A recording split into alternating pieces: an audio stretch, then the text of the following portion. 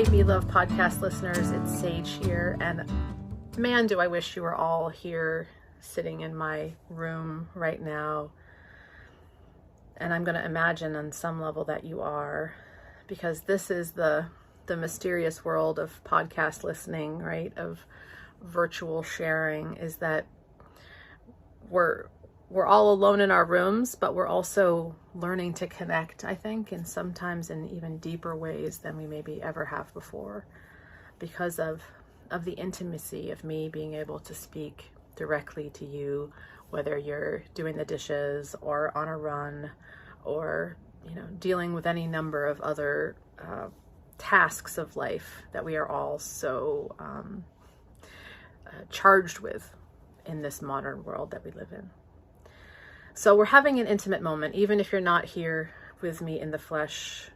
I pray that over this next 45 minutes or so, we'll be together in the spirit, and that I might be able to convey something to you of this next season of work that I am feeling called to step into with my work of making worship all of life, being love, being honest, being useful, and forming what I envision as this collaborative community that we call the Helen Keller Spiritual Life Collaborative, where we make room to reflect on and consider this powerful invitation to be made new, to be a new kind of a church, a new kind of a spiritual community that doesn't conform around a particular set of beliefs or a particular set of practices, but instead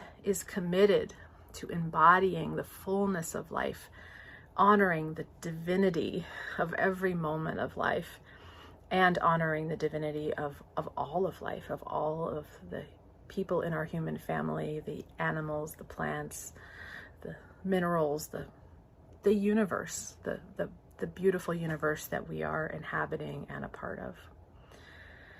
A new season begins today, and I chose to take this Tuesday morning slot of the Be Love podcast to share about it with you, and I hope I will be able to do justice to the vision that is longing to come forward in this next season.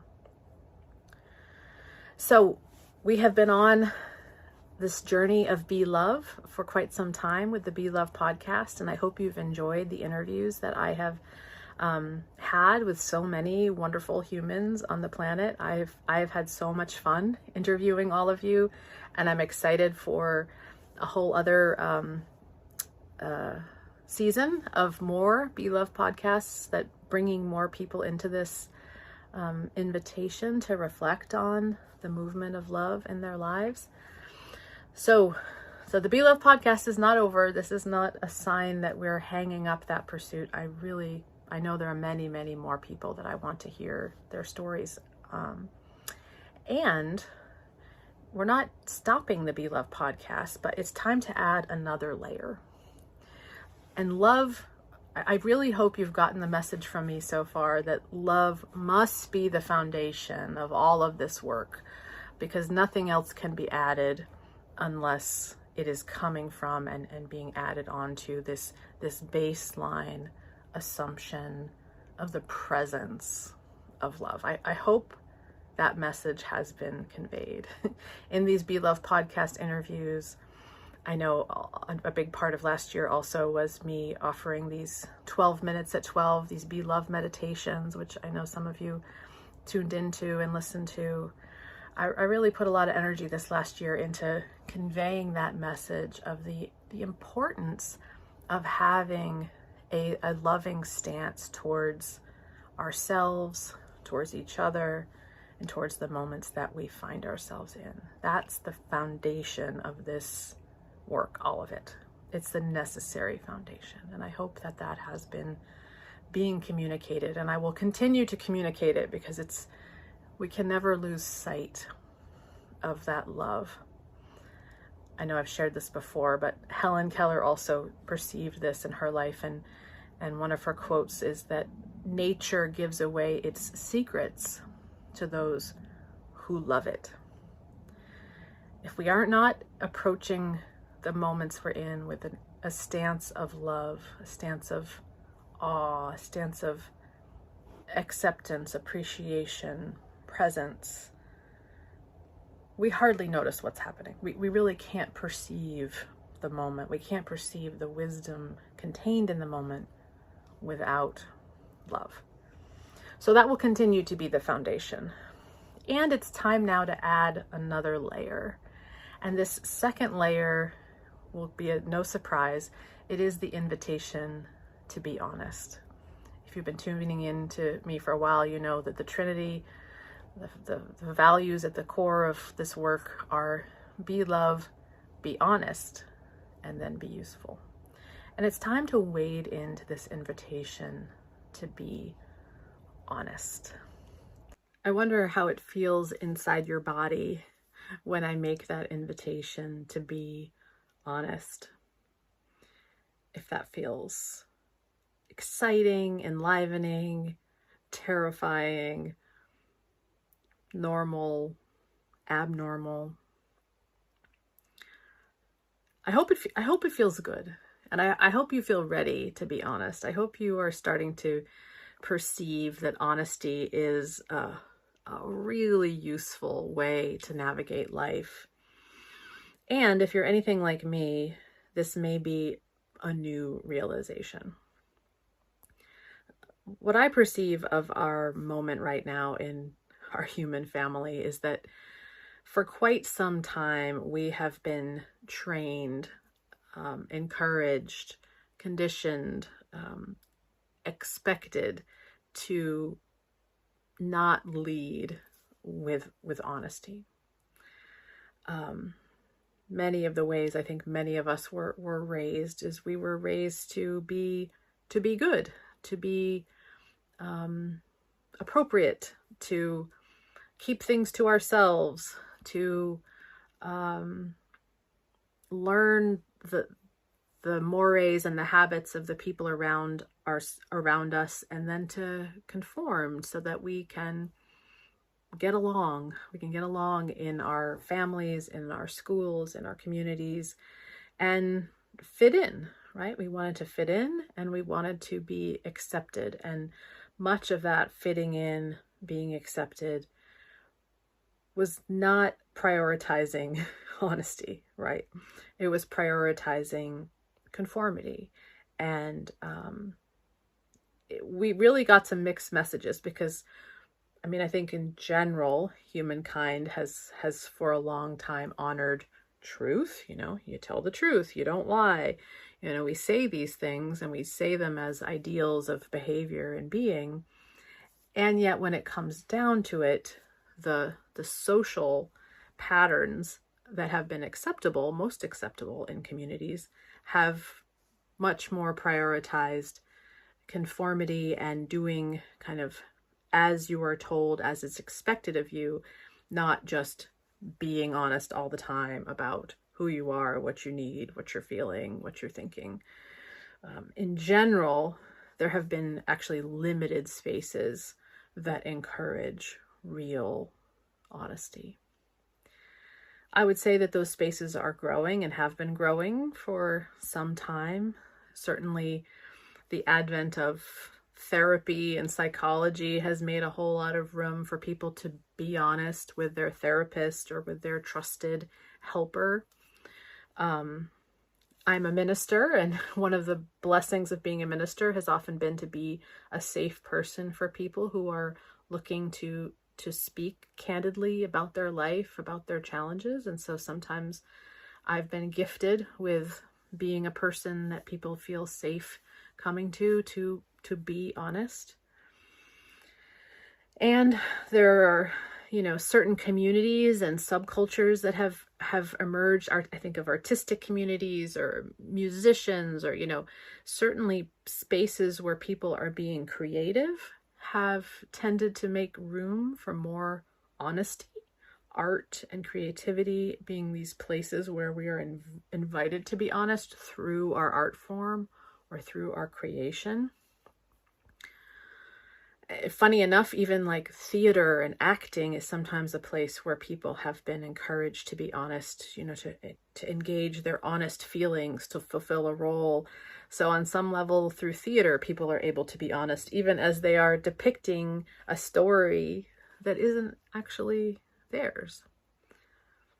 So there are places, there are a growing number of places where honesty is prioritized and nurtured. And I would say still is not by no means is it the norm in most spaces and places. And my feeling right now is that needs to shift.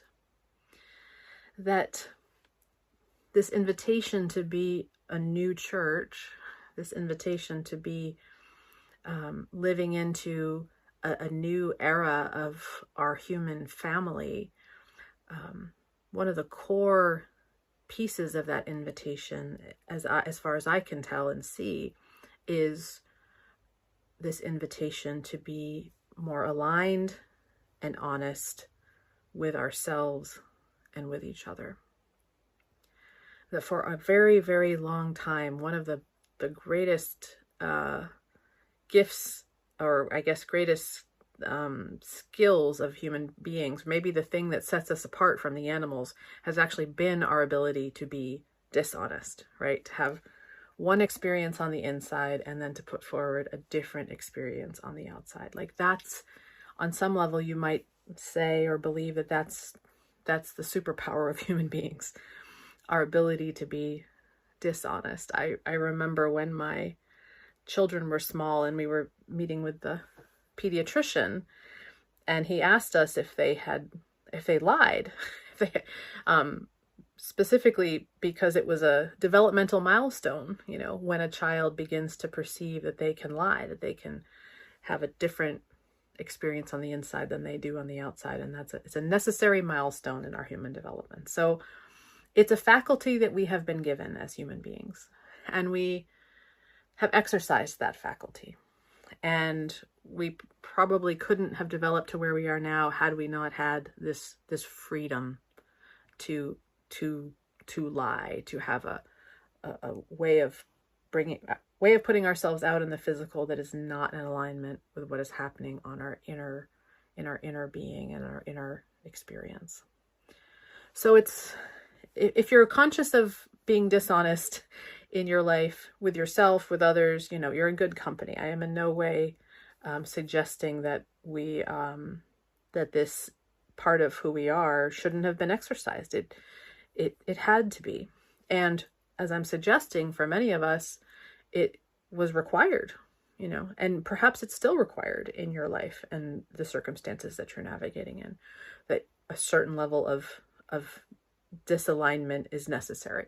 Perhaps you have a job where you have to, smile and be, appropriate and carry forward even when you're maybe hurting or struggling inside. Certainly we could have a conversation, and I'm sure many people would bring forward all kinds of examples where honesty was not appropriate. I think it probably isn't appropriate in many, many, many of the spaces that our human family has created. And yet, my personal experience and my reading of the invitation of the new church, as Swedenborg describes it, encourages me to consider, and what I perceive and what I'm witnessing kind of around our human family, is that when we can, knowing that we have the choice to be dishonest, and we can make the choice to want to come back into more honesty, more alignment, where we can live integrous with our internal life and our external life, where we can show up as we truly are, as we really are, and bring our inner self and our outer self into a oneness. The more we can do that to me is going to be the channel by which this new church may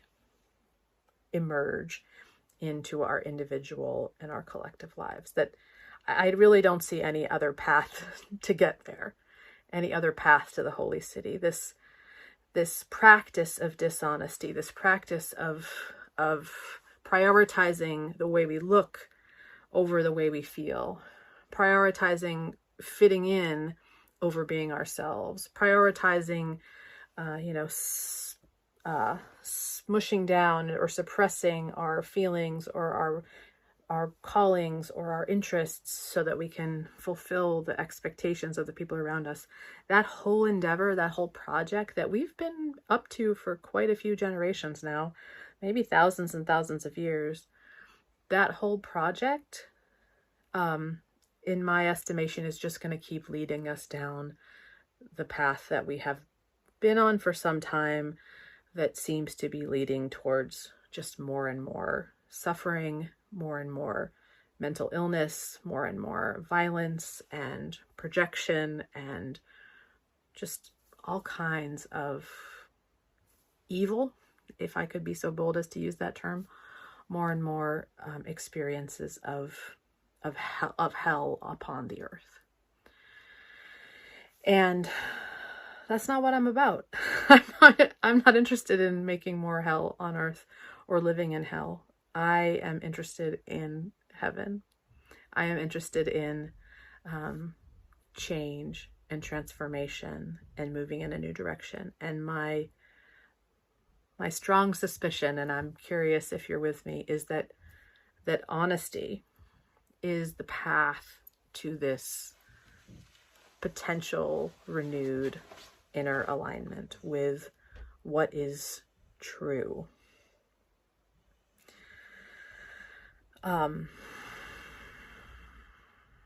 Yeah, it seems pretty straightforward to me. That being said, it's very straightforward.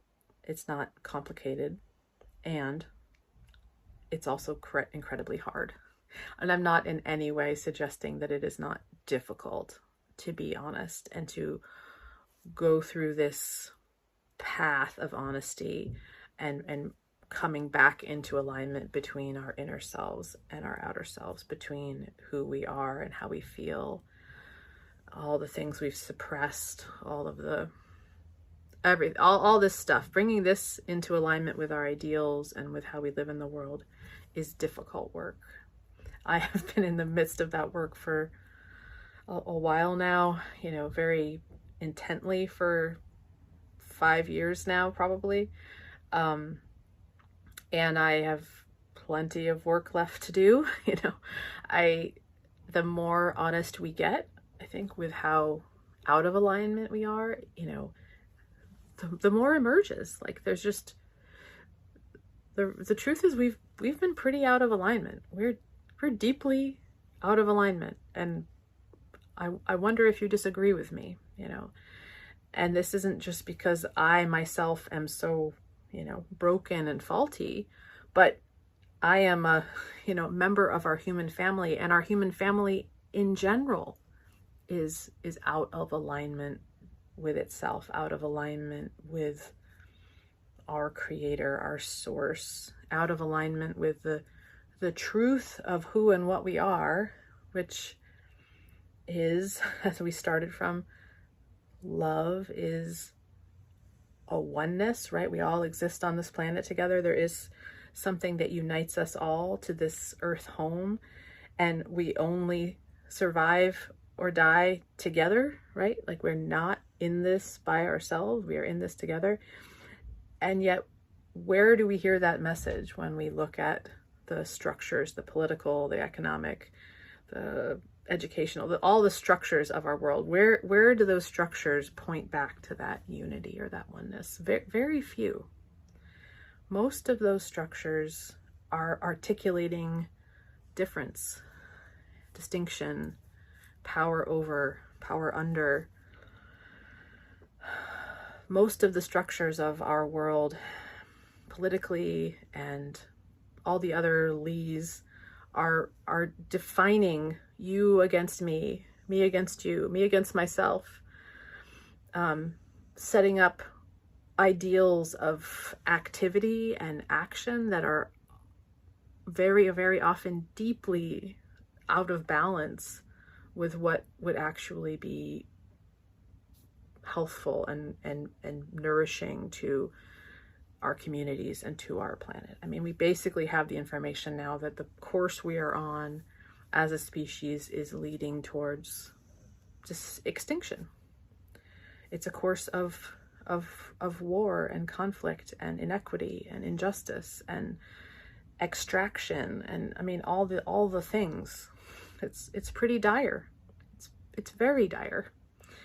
And all of this that has led us here, all of these stories of who we're supposed to be and how we're supposed to behave, all of that stuff, it is acting out on the grand scale, and it also exists inside each one of us to a certain degree in different flavors. So to walk the path of honesty is to wade through and to start to excavate all of that. To come back into alignment with who we most essentially are, what our kind of needs are, what our desires are, is to start to rediscover those things. And it's often going to be kind of hidden underneath piles of expectation and demand and so much. Piles of stuff that, as I've already suggested have been being built over generations. Ideals that are at odds with the thriving of life on this planet. Not all of it, I'm sure there's some goodness in there too, because we have had luminaries, we have had, visions of cooperation and justice. We have had these lights, democracy, these ideals of equality, that stuff is in there too. And you got to wonder kind of where that lives in competition with all of this other stuff. And I've been writing about this a little bit. I've been on a journey for some time of perceiving and dethroning like my inner dictator, right? Not only is there a guy in the Oval Office trying to take that role, but there's likely somebody inside each one of us that still thinks it should be in charge, even as the prospect of that becomes more and more ridiculous. So this invitation to honesty is not a small thing, and perhaps that's why it's taken a little while for me to launch this next phase. There's a part of me that's kind of afraid to begin to make room for this kind of honesty in community, because the reality is probably what a lot of us need to be honest about is a lot of hurt, a lot of grief, a lot of rage, a lot of, very uncomfortable feelings are usually connected to this work of getting honesty, and uncomfortable feelings that we have been long suppressing to get by and put on a good face and be successful and make it in this world and in this system of life that is so often at odds with life. Back in 2022, when I first launched my Substack, one of the first things I did was I offered a series, a 12-week series on my 12 gates into the Holy City. And I just chose different aspects of life that I had found important and useful to make my way into the Holy City, the new church, the experience of finding myself, finding connection and grounding and love and truth and usefulness. And the first gate that I offered in that series was difficult feelings. One of the possibilities in this next Be Honest season that I've been considering is re-releasing those 12 gates that I shared and making some room to be in conversation with others about the 12 gates that I proposed, and then making some room to add some new gates as others suggest them. Let me know if that's of interest to you, because I would so love to be in that conversation with you about how you're engaging with your difficult feelings as they emerge, how you're finding a way to make room for them, to honor them, to listen to them, to move through them. That healing work that is just so important, essential, maybe the most important thing that any of us can be doing right now on this planet. So yeah, this invitation to be honest, it's not simple. It's hard. It includes, and another thing that we'll be launching, it will start the end of March, and we'll be beginning a sequence of Be Honest conversations. The last Tuesday of the month is the timing that we're looking at 7 p.m. Eastern. And we'll have one on each of the pillars of justice that Helen Keller spoke to and sought to transform in her lifetime. We're going to add some other pillars that are more immediate for our time as well. But that'll be another way we're going to wade into this Be Honest conversation to speak about the injustices, right? Gender inequity and racism and economic injustice and disability injustice. All of these ways that we have shaped our society to leave certain people out. And we've started to get to a place where we see what those things are, what those areas of transformation are that really need change. And we are recognizing that not only does this need change in the external world in terms of how we create laws and share resources, but these are also prejudices and assumptions that need change on the inside. So these Be Honest conversations, we're going to wade into some hard things. But I pray and I hope and I believe that if we wade into these hard conversations from a place of love, from a place of trusting and believing that we are love, that we are here for the purpose of love, and that we have everything we need to bring about a new era, to return to the truths that we actually know to be most real, the truth of oneness, the truth of our common source, our common life. If we want to get back to that, if we want to come back to ourselves, this is the path. Honesty is the path. And we really can approach these difficult conversations if we approach them from love, not as look at how horrible we are as a human species, but look how wonderful it is that we've gotten to the place in our human evolution where we can look at these things, where we can see the ways we've gone off course and we can change direction. That's the real power of this Be Love, Be Honest invitation. It's not about blame. It's not about shame. It's not about giving up. It's not about any of that. It's not about wallowing. It's not even about complaining. And I think that's important. We love to complain, our species. But again, if you think about complaining is just sort of assuming it should be this way and not really being willing to accept that it is a different way. And you kind of get stuck in that complaining pattern. And I perceive a lot of us have been sort of stuck in that complaining pattern. I know I get stuck in the complaining pattern. But this is our world now. This is our life. This is our moment. This is our moment to choose what we will do next.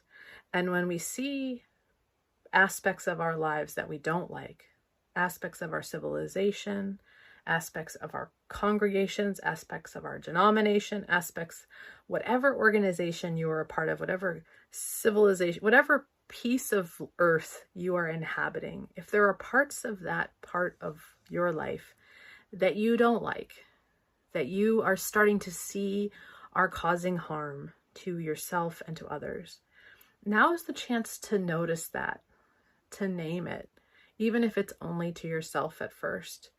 And then to make some choices about how you will move through it. And that will be the third stage of our trinity. And we're not going to rush to be useful. Be useful will come next year, 2027, March 3rd, 2027. We'll be closing the loop but we're going to keep our eye on that usefulness. We're not getting honest just to air all of our suffering and wallow in it. We're getting honest so we can be clear. What's our landscape right now? What do we have to work with? What are the problems? What are the opportunities? Who are the people around us in our neighborhood who we might care for in new ways? What are the assumptions that we're carrying around that are keeping us separate? What are the ideals that we hold and the callings that are emerging honestly in all of our hearts that we want to move towards? That's what this Be Honest year is going to be about. Whether that's having conversations about difficult feelings, or having conversations about issues of injustice, or having conversations about our particular congregation on this street with these people. Whatever the conversation is, whatever the focus of our energy is, it's just being with it as it is, being honest about our experience of it, owning and honoring the feelings and thoughts that want to come forward lovingly, openly, and seeing what might emerge. And my hope, my faith, my belief is that in these Be Honest conversations, we will come into a stronger alignment with the truth, with the divine, with our identity as fellow beings on a shared planet home. That we will come into a stronger alignment with what our needs are, the needs that haven't been met, and the needs that we long to meet. That it will be good, and it will be a path to this new way of being, this new community, this new church that we long to inhabit. So I encourage you to join us for this Be Honest journey. It's kicking off today with our celebration of Helen Keller's spiritual birthday.